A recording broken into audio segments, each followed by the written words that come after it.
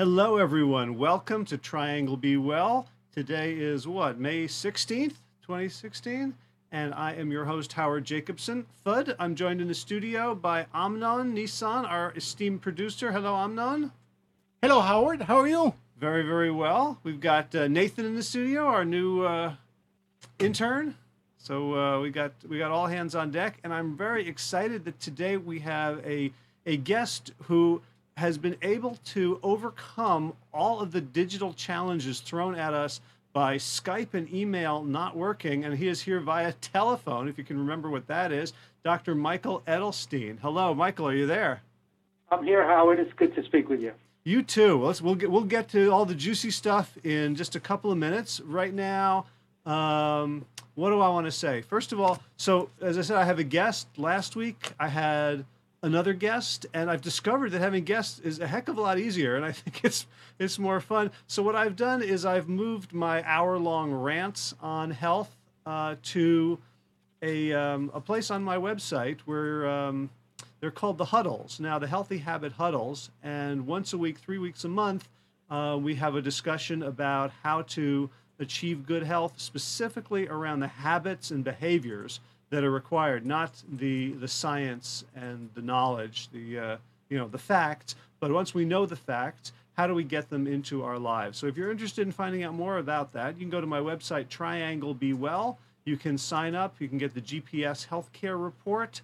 You can join Triangle Be Well. It's a steal at $139 a year, and then you would be invited to participate in those huddles. If you are, can other people call on this line too? Mm-hmm. Okay, well, that's really cool. I didn't know that. So it's a line that can take multiple people. So if you are listening and you have a question for Michael Edelstein, and we'll describe what he is, who he is, what he does in just a second. So hang on, and you could get some very useful call-in stuff going down. So, Dr. Michael Edelstein, you still on the line? I'm here, Howard. Awesome. So, I just keep asking that because I'm so happy when I hear your voice after all the stuff we've been through in the last 15 minutes trying to connect. So yeah, you never know when the pork lobby is going to cut us off.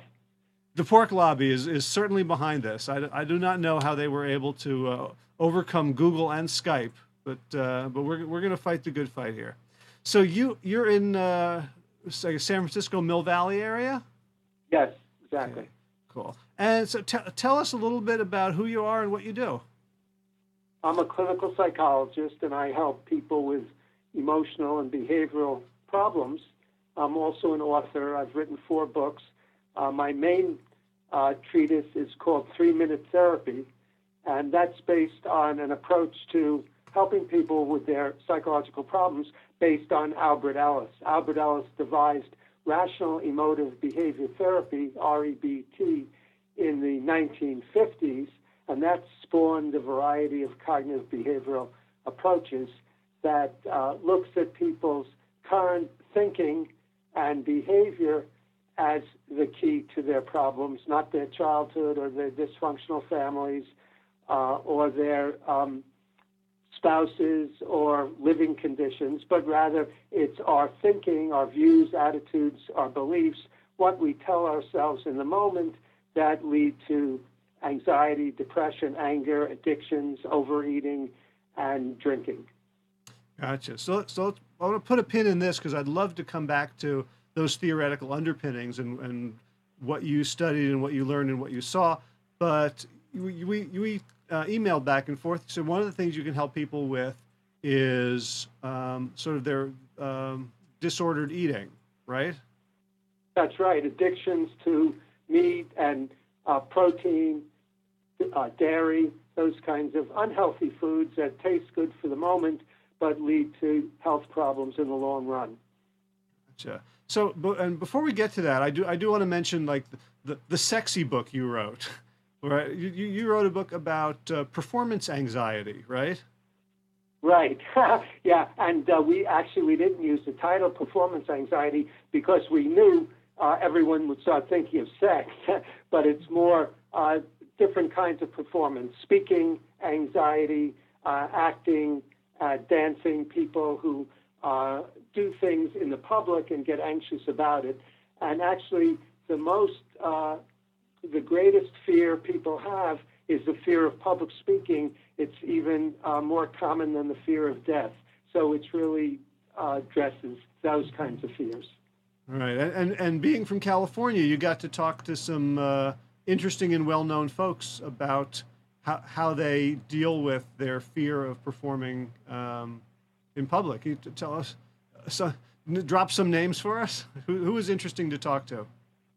Oh, yes. We spoke with a lot of interesting people, and one was Maya Angelou, who died recently this year, I believe, and has won many prizes for her speaking and writing and those kinds of things. And also Robin Williams said something very interesting, which is one of the basic principles that I teach, and that is we asked him if he ever gets anxious these days before performance, and he said, "Oh, totally." So the idea is accepting the fact that you may be anxious rather than getting yourself anxious or panicked about that. So I'm curious about that in particular, because one of the things that I work with my clients is very often they know what to do. So they've read my books, they've come to me for help, but they already know everything that's in the books, and they're just basically procrastinating, like joining the gym or throwing out the bad food or getting a cookbook or whatever it is. And it feels like there's a link between that, procrastination around health or anything that's important to us and performance, in that the key is like this really matters. Like if something didn't matter, we wouldn't get anxious about it. Do you see any sort of link between, your high profile performers and ordinary people?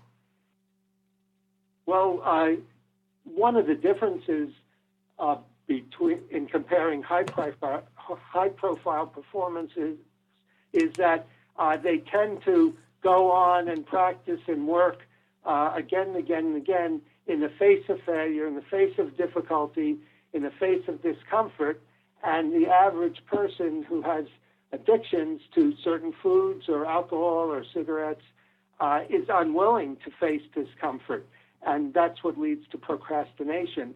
It's the idea that because I prefer to have immediate comfort and avoid discomfort, therefore I absolutely have to have immediate comfort, and that leads to indulging in all kinds of unhealthy habits and procrastinating on doing the kinds of things that'll help them in the long run. So it's a matter of learning to face discomfort and face cravings and not give in to them. That's very interesting, that there's kind of a demarcation line in terms of success around our willingness and ability to withstand discomfort. So that's right. You talked about Albert Ellis a little bit, and the idea that it's our thinking, it's not our environment or our childhood or a bunch of other things. When he said that was pretty radical, wasn't it? Oh, yes, it was very radical. And when he started out as a psychoanalyst, meaning that he followed Freud's ideas, that it was traumatic incidents in your childhood that led to personality disorders as an adult. And he was widely reviled when he first started publishing and speaking about his ideas.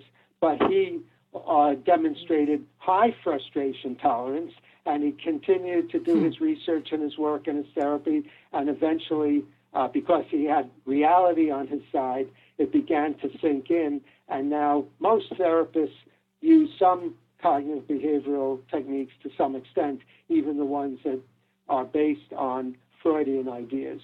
Now, you said he had reality on his side, so was there something wrong with the way psychotherapy or psychoanalysis was being practiced pre-Ellis? Oh, yes. The whole theory was based on fictions, the fiction that people have an Oedipus complex, which means that they'd like to have sex with their father or their mother, and that they have anxiety and guilt about having those desires, and that getting back, discussing those childhood memories and childhood fantasies are key to getting people over their emotional problems. Those were all unrealities and all fictions, because people who have good upbringings and people who have bad upbringings, they still tend to have the same types of problems. So the thing that differentiates what problems people have and if they have emotional problems is not their childhood or traumatic events in their childhood, but rather it's their current philosophies, outlooks, ideas, and thoughts in their head, what they tell themselves at the moment, right before they make themselves anxious, or right before they procrastinate on exercising, or right before they eat addictively, that leads to those problems, not the various influences on their life. Their childhood could have some influences on their life, and their genetic predispositions have influences, but what makes the difference in the moment is the person's outlook and attitude about the situation they're in. But now I know a lot of people who would say, I don't choose my thoughts. Like they just come to me unbidden, so that therefore, like maybe if I could follow the thoughts back to their roots, back to their origins in childhood or the womb or a past life, that I would then not have those thoughts anymore. Is that not the most viable way to deal with it? Because when we have these thoughts, we kind of feel like we're in the grip of them. It's like, stop thinking about that elephant in a tutu. Yes, it's true that people don't choose their thoughts in the moment, but they can change their philosophies and outlooks. For example, we speak English, and we don't really choose to speak English. We have no other options, but we can speak Italian, not in the moment, but through a lot of practice and reinforcement and studying Italian, eventually we can choose Italian.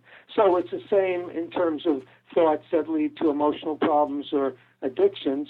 We don't choose our addictive thoughts for the moment, but through practice and reinforcement and learning how to do it, we can practice a new way of thinking, new types of thoughts, and those become preeminent in our mind.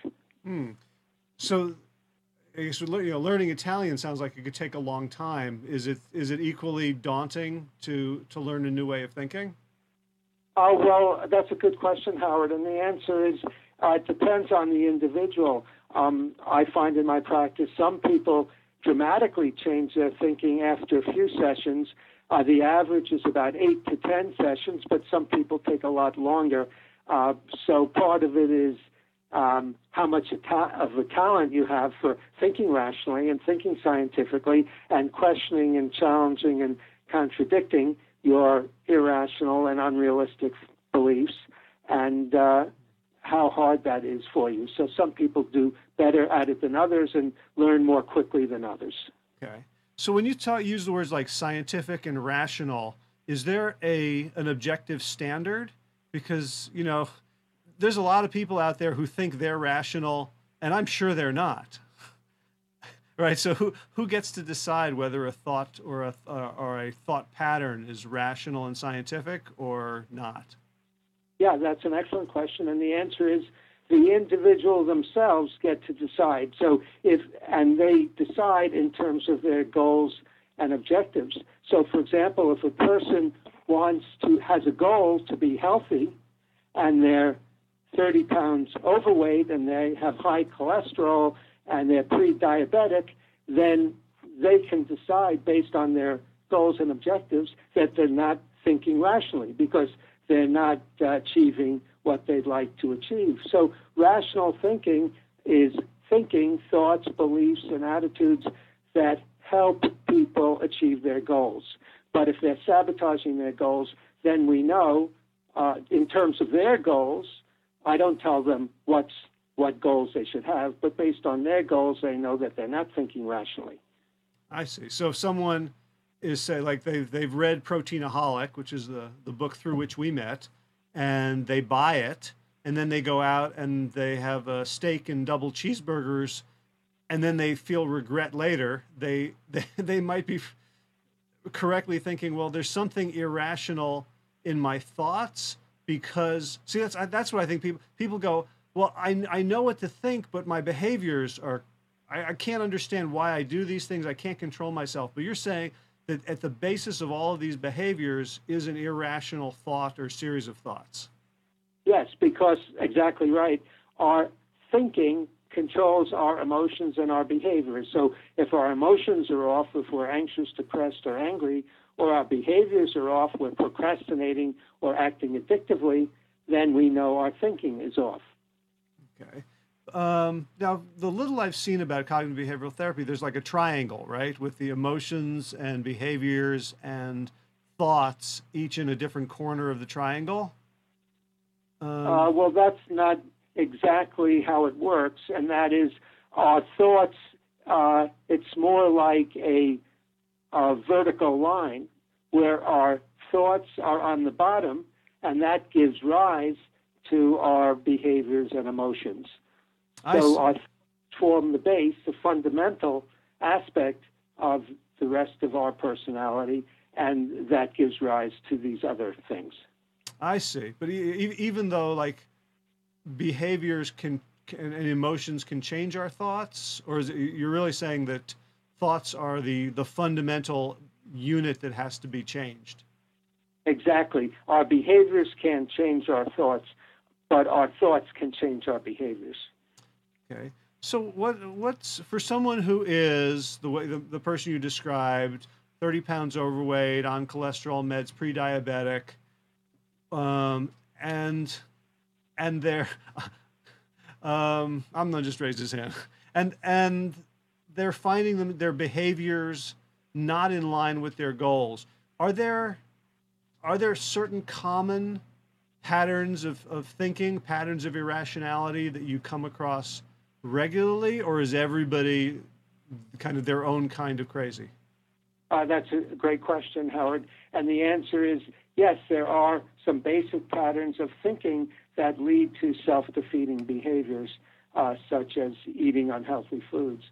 And there are three, and when you have disturbed emotions, or you have self-defeating behaviors, that comes from one of three main core irrational beliefs. And the first one is a demand on oneself, and that takes the form of, because I strongly prefer to do well in life and get people's approval, therefore I absolutely must. I have to do well, and I have to be approved of, and if I'm not, and if I do poorly, I'm no good, I'm a worthless failure, I'm a loser. And that leads to anxiety, depression, and guilt. The second main irrational belief, or demand, starts with, because I prefer that others treat me fairly, kindly, considerately, courteously, and reasonably, therefore they absolutely must treat me this way, and if they don't, they're no good, they're a horrible people, and they deserve to roast in hell, and I've appointed myself their roaster, and that leads to anger, resentment, and hostility. And the third demand, the third irrational belief, is the one that normally leads to procrastination and addictions, the area that we're addressing. And that takes the form of, because I prefer life to be fair, easy, and hassle-free, therefore it absolutely must be, and if it's not, then that's awful, I can't stand it, and I'll be miserable forever.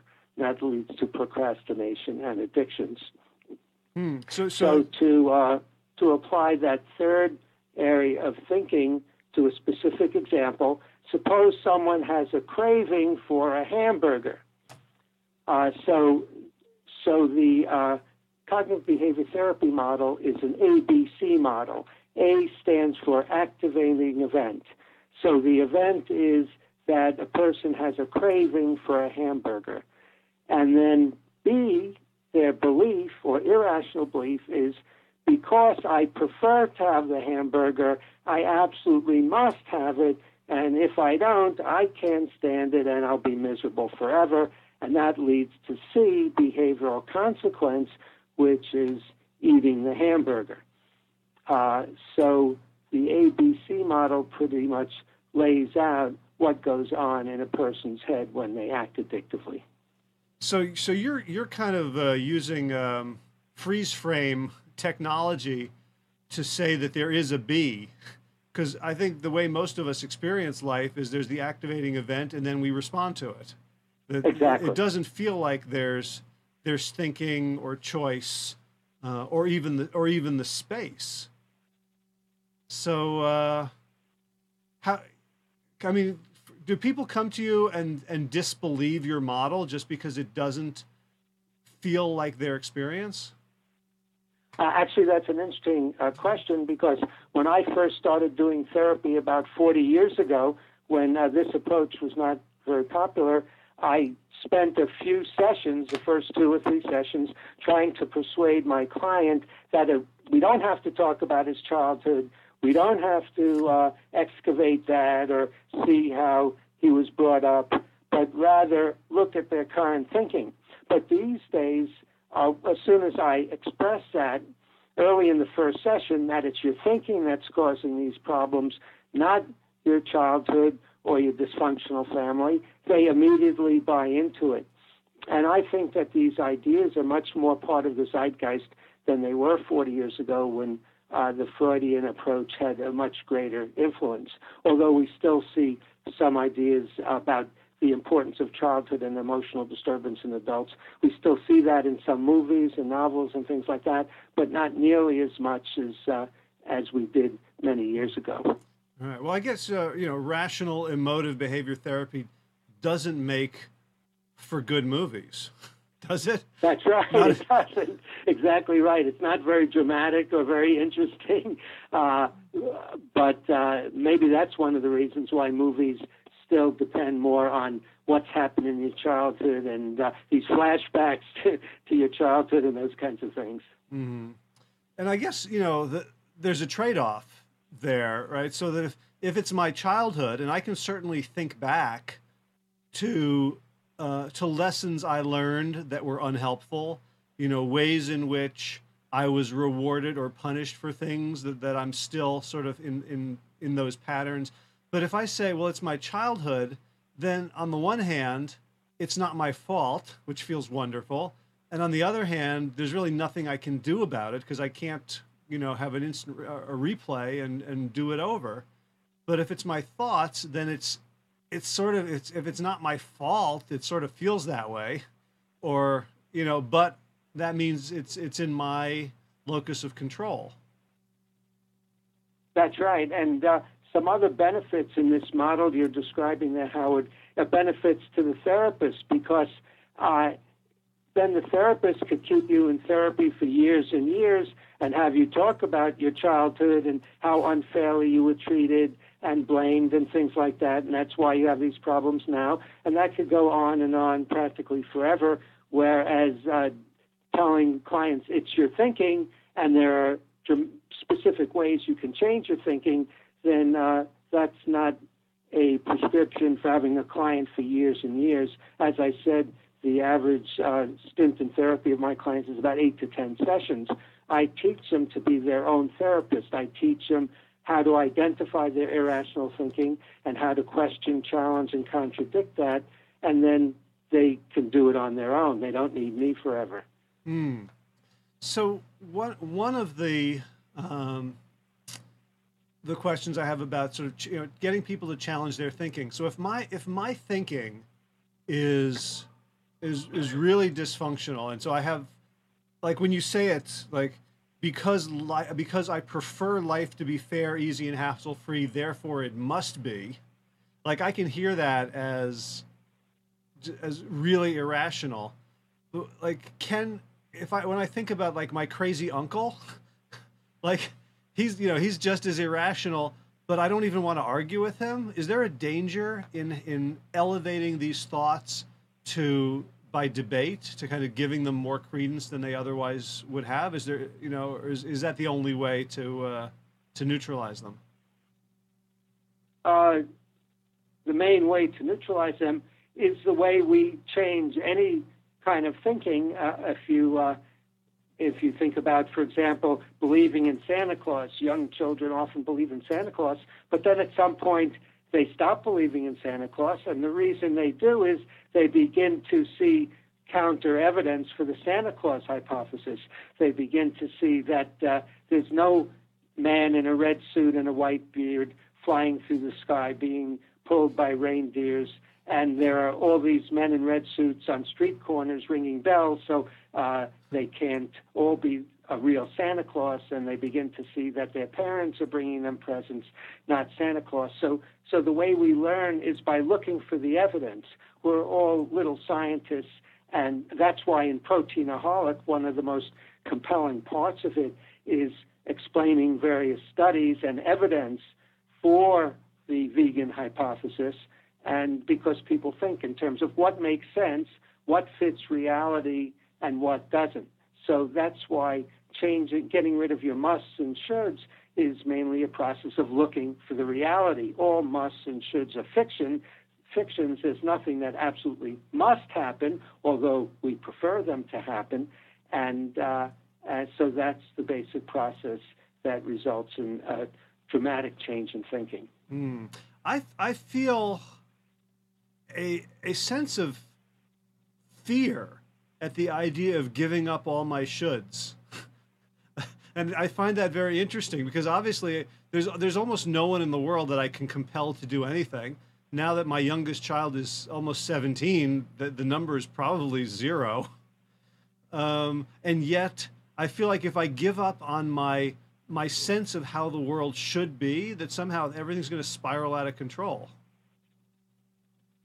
Well, when I hear that argument, I tell the person, well, why don't you run an experiment? Why don't you give up all your musts and shoulds, and if the world spirals out of control, then I'll help you reinforce your musts and shoulds. But normally as people chip away at their demanding thinking and their absolutistic thinking, they tend to feel better and act in more self-fulfilling ways, so the opposite begins to happen. So, by the way, it's interesting, there's a parallel to people considering a vegan diet, and that is some people think if I give up all meat and dairy, I won't enjoy eating anymore. And that might be true for the first week or two, but then once they get into the rich flavors of fruit, vegetables, and beans, they see that's not the case. Well, that's such a... I love your sort of therapeutic attitude and presence around that, where you're not trying to argue me out of it, but just say, let's try an experiment. So I understand right. that experiments are kind of the heart of the cognitive model. Could you, is that correct? Yes, we're running thought experiments in disputing our musts and shoulds. We're asking, what is the evidence for it? Let's look at this as a hypothesis.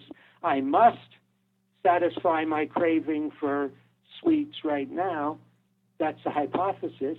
Now, what's the evidence that you absolutely have to?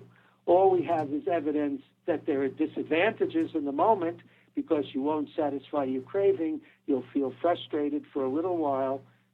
So there's evidence there are disadvantages, but there's no evidence that it's the end of the world or you'll be miserable forever or life will be awful.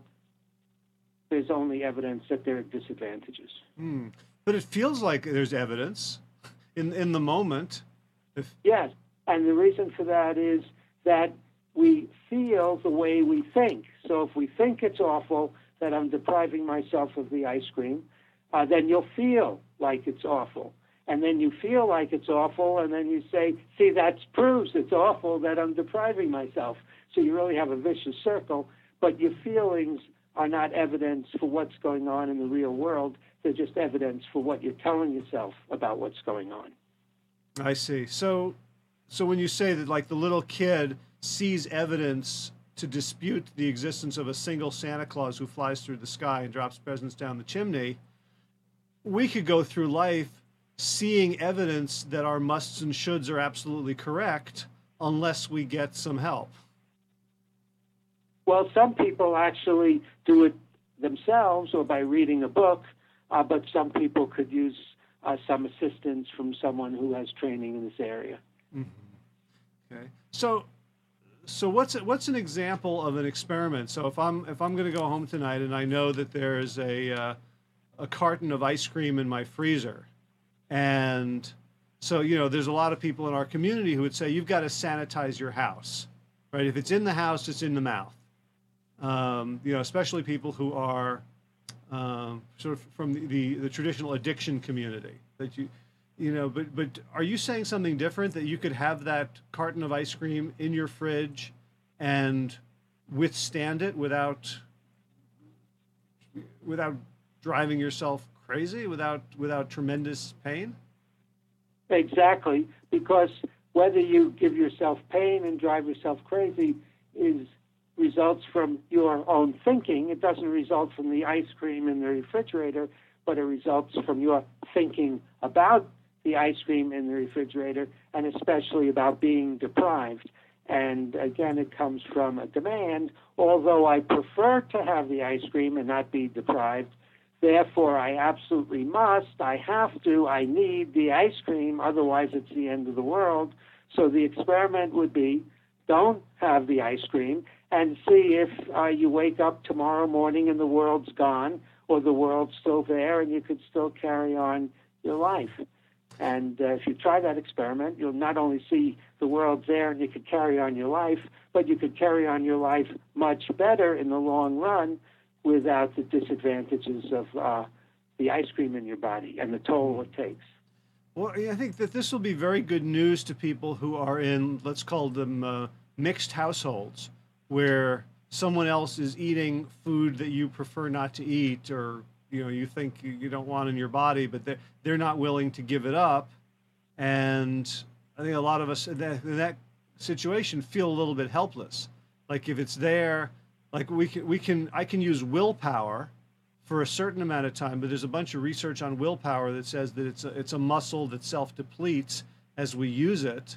And so at a certain point, when I'm weak or tired or angry or hangry or frustrated or whatever, that I'm going to overwhelm, my desire is going to overwhelm the willpower. So you're saying it doesn't have to be that kind of push and pull dynamic, like a constant tug of war in my head? That's exactly right. If you decide, no matter what, you're not going to have the ice cream because you value your long-term health, if you make that decision, then the ice cream won't pose a temptation for you. However, I do recommend some behavioral and cognitive things people can do to help them in situations like that, because the more tempting the situation is, the harder it is to resist. And one would be to set up penalties. So, for example, let's suppose your roommate always has ice cream in the refrigerator and you're tempted to have it. You could set up a penalty. You could say, anytime I eat ice cream, I give my roommate a $20 bill, or I send a check to my least favorite charity. So you could set up penalties in advance when you're not tempted to help you deal with temptation when you're in the situation, which will help you see for the moment that the disadvantages of having the ice cream outweigh the advantages, because it means forfeiting a certain amount of money, for example. It doesn't have to be money. It could be a non-monetary penalty, but some penalty will accrue that you've decided in advance if you act in a way that you prefer not to act in the long run. How does that work? Because I would think that, someone who is facing a life-threatening disease, like that would be enough, but it's clearly not. Like I get it that giving your roommate $20 or sending $20 to the NRA or something would kind of be a stronger blockage on my temptation than the thought that I'm going to gain weight and need surgery. But why is that true? Why do our brains The work reason like it's that? true, and you're right, Howard, it's not true for everyone, but for a lot of people, the reason it's true is because the surgery and the cancer and all this can be put off into the future. Well, it's not now, it's sometime in the future, it may not happen, etc. But the penalty is immediate. So, and that's one of the features of using penalties. It's important that the penalty is immediate when you have a transgression. And even in working with little kids, that an immediate penalty works better than saying, next weekend I'm going to ground you because of what you did. That's far off, and that's not as immediate. So the reason it works when it does is because of the immediacy. I see. Gotcha. So what about the thought, though, that there are foods that are addictive, so that the problem is not in my head or not solely in my head, it's inherent in the foods themselves. And it's interesting because, you mentioned people are addicted to meat and dairy. And again, we met over the book called Proteinaholic, which, is a word that clearly indicates there's something addictive about at least our thinking about meat. Are there substances that are just addictive that are going to overpower our rational minds, or is everything around food a game we can win? Well, that's a good question, Howard. And the answer lies in part in defining addiction, because there are two types of addiction. There's physiological addiction, which means that when you don't have what you're physiologically addicted to, you experience certain symptoms. For example, if you're addicted to heroin and then you stop using the heroin, you might go through a lot of pain and things like that. So that's a physiological addiction. But a psychological addiction is just a result of your thinking in your head, the musts and shoulds, and you could be physiologically addicted to something. In other words, if you stop eating sugar, you might go through some withdrawal symptoms, but that doesn't mean you have to avoid the withdrawal symptoms and you have to feel good for the moment. Those have-tos are false, and you can just allow yourself to go through the withdrawal symptoms and the physiological withdrawal symptoms and put up with it for a while until they go away, and then it'll be easier to stick to a healthier diet. So although people can be physiologically addicted, they can, and if they're psychologically addicted, they can change that because that comes from their thinking. So this seems to go against the let's say the AA 12-step model of addiction, which I guess is that you really don't have a choice, that you're an alcoholic or whatever you're addicted to by nature. You have to constantly be kind of going to meetings, and is there a rational approach to addiction beyond sort of 8 to 12 sessions with a cognitive therapist? Like what's let me see if I can ask you, what do you think about the 12-step model for addiction? Is it valid? Well, it helps some people some of the time, and I think the main part of the help is the support that they give each other, and they often hook up with someone they call a sponsor. So if they have a craving to drink, they call their sponsor instead. So that's helpful for people for the moment. And if they rely on having a sponsor and calling someone, that could help them for a long time. But I think the basic way people change addictions or give up drinking or smoking or meat or things like that is by changing their thinking. And as I said earlier, some people do this on their own. There are many former smokers who have given up smoking, not through any kind of therapy or anti-smoking groups or things like that, but they just decided at one point that the smoking is not a good idea anymore, it's doing them in, and they just decide no more smoking, and they stick to that. So many people do it on their own, and some people do it with help. Gotcha. I'm going to take back to the 12 steps, Howard. The first step is admitting that you're powerless over the alcohol, and I don't think anyone's powerless over the alcohol. The alcohol doesn't knock you down and pour itself down your throat. If that happened, then you'd be powerless. But you have the power to drink, so you could use that power more effectively not to drink. So the whole powerless model in the 12 steps, I think, is harmful. Interesting. I'm going to take a second to remind folks of the phone number if you'd like to call in. It's 919-518-9773. We're talking with Dr. Michael Edelstein, who's author of 3-Minute Therapy at 3minutetherapy.com and a bunch of other books. And right now we're talking about the power of our minds over the foods that seem to control us.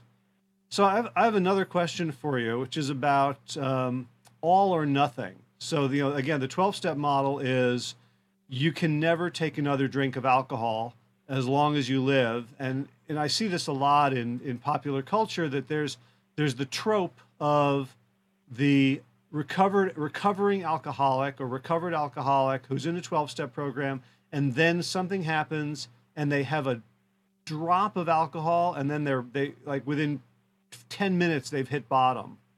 And alcohol and smoking are different from food because we don't have to drink any alcohol, we don't have to smoke any cigarettes, but we do have to eat. But we don't have to eat meat. We so don't. We do have to drink, but we don't have to drink alcohol. We do have to eat, but we don't have to eat meat and dairy. Right. So the question is, are there? Do you think there are people who can do these things in moderation? So I'm not a teetotaler. I probably have 3 glasses of wine a year, but I don't abstain. So are there people who can rebound from an addictive relationship with a food or food group and have some moderation in it, or do they have to say no more? Well, there tend to be individual differences. There are many people with alcohol, for example, who have had alcohol problems. There are many people, although they're a minority, who can wind up being moderate drinkers.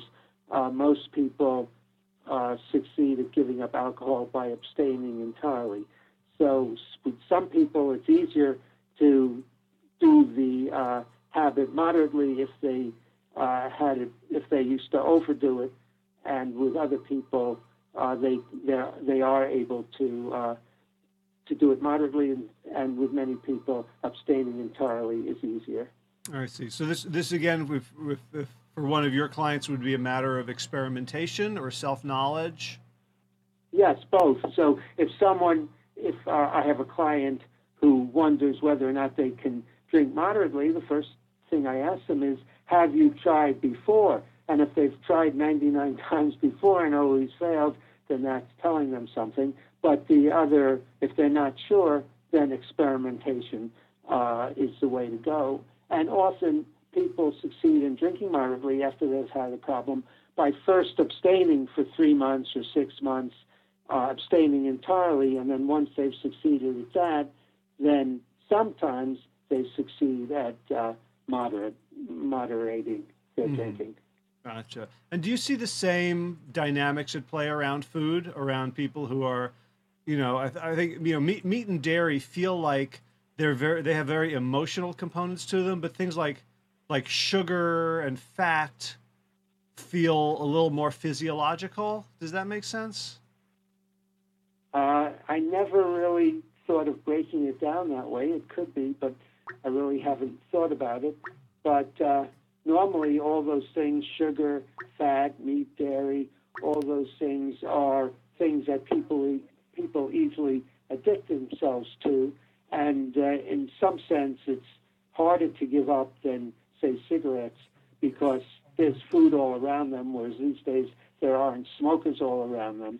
So there tends to be a lot more temptation to deal with. Hey, we have someone who wants to call in. Yeah, hi. This is Ian. Hey, Ian. I have a question. If you have somebody you care about and you want them to change their diet, for example, and you give them evidence that you think is persuasive, and they just simply ignore it, or they find some way of avoiding the issue somehow. How do you deal with that?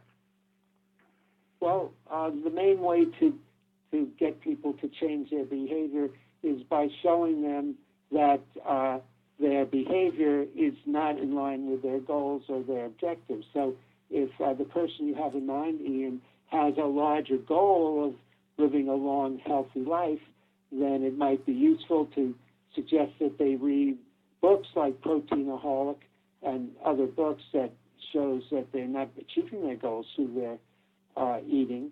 But some people just won't change, and you might have a better relationship with them if you just accept the fact that this is the way they are and not bug them and nag them about it. Yeah, that's tough when you care about them and you see them kind of going downhill. But like you said, you can only do so much, right? Another strategy you could try, Ian, with this person is you can ask them if there's something that you do or you don't do that they'd like you to change that you've been resistant to, and you could suggest a quid pro quo, and that is that you'll change your behavior if they change their eating behavior in a way that you prescribe. So that's another possibility. Yeah, thank you. That's a good idea. You're welcome. Right. I'm going to try that. I can imagine a lot of people will have good suggestions for me. Yeah, right. They might be contradictory though, so I can't do too many at a time. Right. So I have a question for you about your food journey. So have you been plant-based or vegan or vegetarian for a while, or like how did you come to that? I originally came to that by reading an article in Time magazine, I think it was in the 1980s, about Nathan Pritikin. And before that, I had never thought about health as related to eating, but I found that article very persuasive, and I gradually phased different foods out of my life. I used to eat a couple of pints of ice cream a day, and I cut that out, and I used to put a ton of salt on my food, and I cut that out, and I first I cut out red meat, then seafood, and then junk foods, and then I came across John McDougall when I moved to California from New York, and I read some of his books, which made a lot of sense, so I got stricter. And then a few years after that, I came across Joel Fuhrman and his idea of high nutrient, low calorie foods, and his Andy scores, and the idea of G-bombs. So I try to eat G-bombs every day, and that's greens, beans, onions, mushrooms, berries, and seeds. So that's been my journey. And did you have to employ sort of cognitive techniques for yourself? Was it very easy for you to make all these changes, or did you struggle?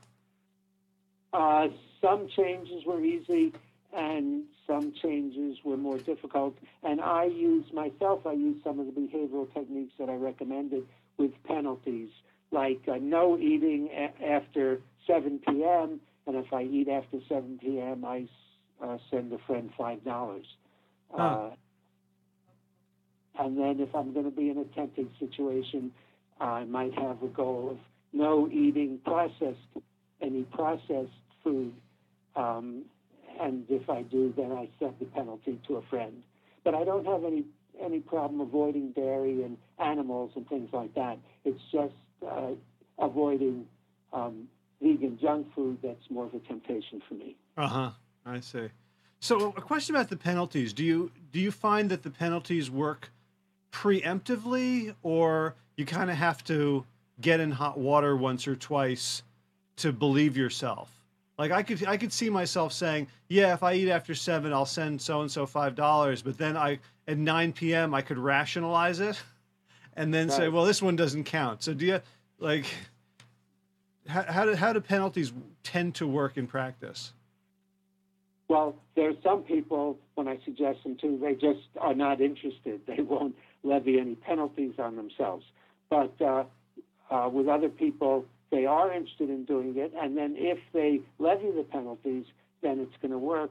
And I point out to them, just as you're implying, Howard, that it's very important the first time you have a transgression that you pay the penalty, because if you give yourself an excuse and you let yourself get away with it, then it's never going to work again, and you've taken a very powerful approach out of your armamentarium. So it's important that you do levy the penalties at first and show yourself you mean business. So if when someone comes to you, and typically I'm guessing it's because they have a specific issue they want to work on, whether it's an anxiety or a phobia or depression or an eating disorder, but it seems like the way you teach people to think has very far-reaching consequences. Like if I can no longer support my demands and my shoulds around my belly, how can I support them around like politics or people cutting me off in traffic or people being rude to me at the grocery store? Doesn't a global shift have to take place? Yeah, it often does. And sometimes I'll be working with a person who comes in for anxiety and depression, and after a number of sessions, I'll notice that they lost weight. And I asked them about it, and they said, well, they just applied the same ideas, that there are no musts and shoulds that led to anxiety and depression, that's false thinking, and they just applied it to their overeating, and they were able to lose weight. So it does have very wide ramifications, even though it starts with a very simple idea of giving up all demands, all musts and shoulds, and just reinforcing preferences. So when you say that people lose weight because they drop their musts and shoulds, so much of both the diet industry and I think the vegan community tend to elevate the musts and shoulds, whether it's from the diet community's kind of biggest loser perspective, like people are weak, fat, and lazy and stupid, and they need to be boot camped into losing weight because they have no inner resources, or a vegan community kind of talking about in your personal responsibility and animal welfare, animal rights, and environmental.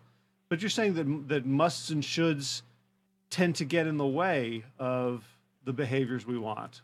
How do we think about that issue? Yeah, well, that's a good point, that even people we agree with in the vegan community are human, and all humans have a tendency to escalate their strong preferences into demands, into musts or shoulds. So people who think that it's highly preferable to avoid eating animals and their products, and that it's preferable just to focus on fruit, vegetables, whole grains, nuts, seeds, and beans, then they're human. They tend to escalate that into demands, musts, and shoulds, and then they feel guilty if they fall off the wagon, and then if they feel guilty, then that makes them more vulnerable to eating unhealthily, because they feel like they're a weak person because they didn't stick to their demands. And a weak person can only act weakly, so it fits their self-image. So it's a human tendency, but it tends not to help in the long-range goal. Yeah, that's such an amazing irony that I would think that my musts and shoulds are protection against that kind of behavior. That like if I only have a preference, then a preference is too weak a concept to keep me from doing it. But in fact, it is just a preference. Yes, and a preference isn't necessarily weak. You could have a very strong, passionate preference. I have a very strong, passionate preference to live a long, healthy life, and that passion, that preference, helps me eat healthily and avoid unhealthy food. So preferences may sound weak, but not if it's a very strong, passionate preference. So how can we self-diagnose and figure out if we have a very strong, passionate preference for something, or if we are, demanding a-holes? The way to self-diagnose that is in terms of your emotions and your behavior. If you're anxious, depressed, or guilty, then that's a red flag saying you probably have a must in your thinking. Or if you're acting addictively or procrastinating, then that's a red flag telling you that you have some demands, some absolutes in your thinking that's getting in your way. Wow. So that seems like a very clean method of self-diagnosis. That if you're unhappy, then something's wrong with your thinking. Exactly right. Exactly right. Now, is that global? I mean, I think about extremes of human suffering, where, right? Can somebody be happy no matter what? Well, not no matter what. As Bertrand Russell pointed out, if you're in sub-zero temperatures, in strong winds with rags as clothes, you're not going to be happy. There are extreme situations where no one's going to be happy, even if you don't have musts or shoulds. But in daily life, you can live a largely happy life, even though you're not going to be totally happy all the time, but a largely satisfied, content, cheerful, upbeat life, even though you have disadvantages and there are problems in your life, as long as you don't have musts or shoulds about those problems. Gotcha. So it sounds like the gospel according to the Rolling Stones, right? You can't always get what you want. That's right. But if you try sometimes, you'll get what you need, but you don't need anything. You have strong preferences, but no dire necessities. That's great. Anybody else on the line looking to call in? All right. Well, I've taken a lot of your time. This has been really fascinating. Amnon, do you have any thoughts on this? You've been nodding and smiling a lot. No, Nathan turned around and said, "I'm vegetarian." I was going to say, "Where do you get your protein?" All right. Well, so okay, Michael, if people want to know more, do you only work with people locally in the San Francisco area? Do you work with people? How can people find out more and get in touch with you if they like your approach? Well, I work with people around the world, internationally using Skype, ironically, even though we didn't at phone, Skype, in person in the San Francisco Bay Area. And the way to reach me most easily is just go to my website, as Howard mentioned. It's 3minutetherapy.com. 3 is spelled out, and 3-Minute Therapy is the name of my book, 3minutetherapy.com. And if you have any questions, you can call me or email me. The information's on the website. Be happy to answer your questions. Great. And just to clarify, your sessions are longer than 3 minutes, right? That's right. But I give clients 3-minute exercises, specific ways they can identify, challenge, and contradict their irrational beliefs. And if they practice that on a regular basis, 3 minutes each time, then that's a solution to having a happier life. Well, Dr. Michael Edelstein, thank you so much for taking the time. I learned a lot. I was trying not to scribble notes because my face is here on the camera, but I couldn't help myself. I have a page of notes, and I think it's going to help me be smarter in helping other people, and I hope everyone who listens gets to hear the message of the combination of self-responsibility and self-control and hope that it's in our hands, and it's a lot less complicated and a lot less hard than a lot of us have been taught. So, Michael, thank you so much for taking the time today. Oh, you're welcome. It's my pleasure, and I loved your questions. They hit on the heart of the matter, and I think just listening to this interview will give people a very, very good idea on how to approach their self-defeating habits and upset emotions. Well, I have a question. Thank you. Oh, Amnon has a question here. Dr. Edelstein, tell me again, what pill is it that I take to have more self-control? I'm sorry, I didn't get the first part of the question about. He wants to know. He wants to know again what pill to take to have more self-control. Oh, take the 3-minute therapy pill. You see what I have to deal with my producer. Yes, and I was very surprised with all his technical background. Apparently, that he wasn't able to work Skype, but we'll give him a pass on that one. Fair enough. Oh, now he's got a big lower lip. Well, now I have to undo all the damage. Michael, thank you so much. It's been a real pleasure, and let's stay in touch. Yes, thank you, Howard. Bye. Bye-bye. All right, everybody. That was Michael Edelstein, the author of 3-Minute Therapy. That's 3 as in R-E-E, minutetherapy.com. Has an answer for everything. I was throwing my toughest stuff at him because, I'm no stranger to these thoughts, these wonderfully irrational thoughts that make me do all sorts of self-sabotaging types of behaviors. And so I hit him with everything I had, and I thought he had wonderful responses, obviously decades and decades of experience, and I'm feeling a lot more hopeful. I have to figure out who to send my $5 penalties to, but I've got a few habits I'm going to go home and squash right now.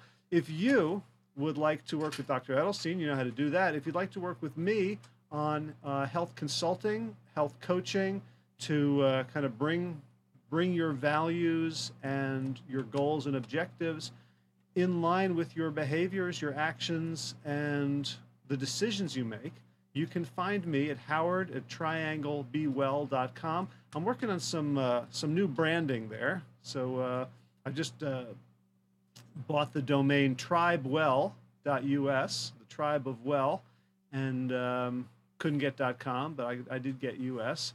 And so you might see some moves and shakes in that direction to kind of broaden the appeal to people beyond just the triangle region or having to come up with triangle explanations for everything. So if you've got questions about this episode, you can find me at trianglebewell.com at the moment. You can try tribewell.us. It'll probably just redirect there for the moment. And what do I want to say? I want to say that a lot is possible. Like the key of the cornerstone of my mission is really the vision. That if you don't believe you can get better, if you don't believe that there are things in your own hands that you can do, if you don't believe that wellness is possible, then it's just like that evidence for Santa Claus. You're never going to see it. But once you see it, once you believe it, once you start seeing people who take their health into their own hands, and I've seen so many, and I've been one myself, once you immerse yourself in that mindset, in that lifestyle, in that point of view, you're amazed at what becomes possible, and everything else then can fall into place. It's all within our hands.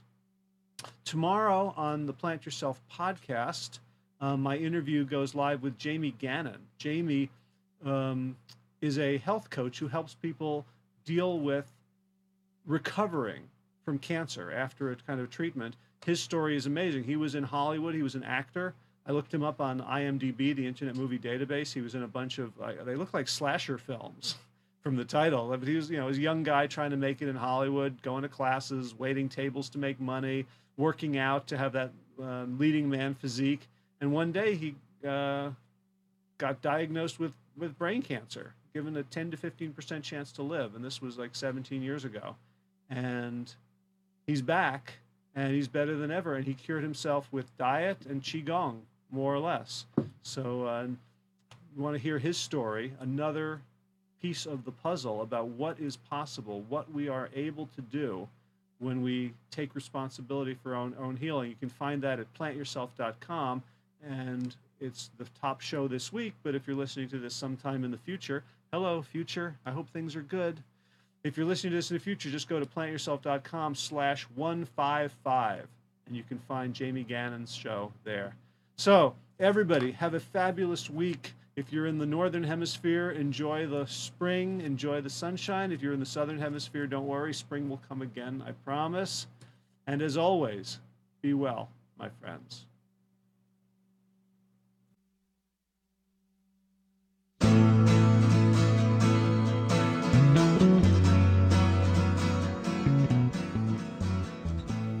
You are tuned to the Nissan Communications Network.